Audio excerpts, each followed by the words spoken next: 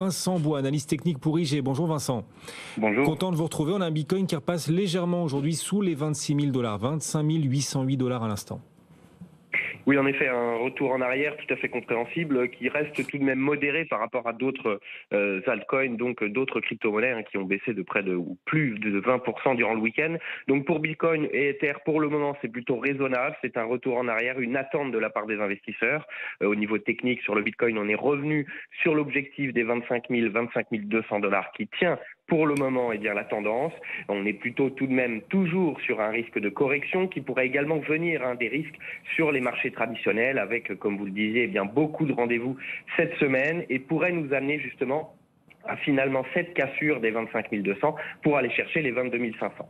Pour le moment, c'est une hésitation. Si on veut éviter une accélération baissière, il faut tenter de revenir justement au-delà des 27 400 qui a bloqué la tendance plutôt sur la fin du mois de mai. Donc c'est à nouveau une hésitation. Le bas du range sur les 25 200, il faut se décider, mais probablement cela va plutôt se faire vers une correction sans parler d'accélération importante à la baisse, d'aller chercher nos 22 500 $. Et ce qu'on peut dire aussi, c'est que la corrélation avec le Nasdaq qu'on avait vu pendant une période, et alors que le Nasdaq enchaîne les hausses, décidément, on sort de 7 semaines de hausse d'affilée sur le Nasdaq, meilleure série depuis 2019 quand même, cette corrélation entre Bitcoin et Nasdaq, pour l'instant, semble s'éteindre un peu. Le Nasdaq monte, c'est pas vraiment le cas du Bitcoin.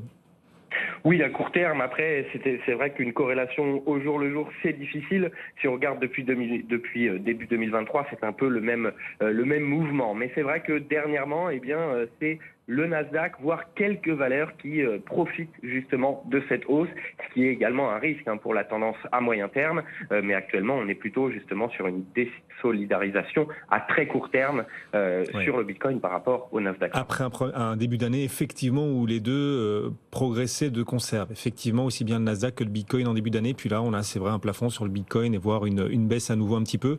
On est sous les 26 000 en ce moment sur l'Ether. Quel potentiel voyez-vous? 1 738 $ pour un Ether à l'instant où on se parle. Oui, actuellement, l'Ether, exactement même phénomène. Finalement, on est revenu également sur ce niveau, sur ce bas de range, sur cette ancienne résistance et support que l'on a vu durant les précédents mois, sur les 1 730 $. Donc, on a vu justement, Ether est plutôt considéré comme un altcoin et on a vu que les altcoins prenaient, en tout cas, baissaient fortement durant le week-end. L'Ether, lui, s'est plutôt bien maintenu et égale environ la performance donc du Bitcoin. On est revenu sur nos 1 730 $. De la même manière que les 25 25 200 sur le Bitcoin, c'est un niveau qu'il faut tenir pour tenter de revenir vers les 1 800 $. Mais de la même façon, il y a tout de même des risques liés au marché des crypto-monnaies. Il y a des risques également sur les marchés traditionnels qui sont tout de même sur une certaine euphorie. Et donc, attention aux risques baissiers qui dominent. Et le niveau que l'on pourrait aller chercher sous ces 1 730 $ et d'aller sur les 1 550 $ sur l'Ether. Merci Vincent. Vincent Bois avec nous depuis IG. C'est vrai, Pauline.